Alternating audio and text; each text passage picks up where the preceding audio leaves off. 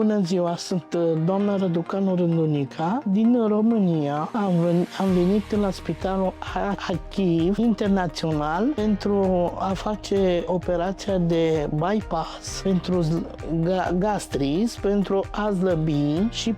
în special pentru că am probleme foarte multe de sănătate și tromboză și diabet și un pic din toate, ca să zic așa. Aici este foarte curat, foarte disciplinați și medicii și asistentele se poartă excelent cu tine ca pacient. Am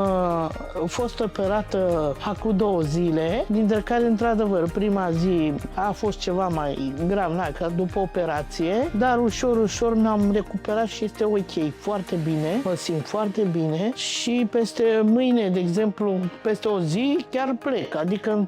3-4 zile chiar merg și pe jos, circul, nu e nicio problemă, bău și apă, mi-au dat un lichid ca să vadă,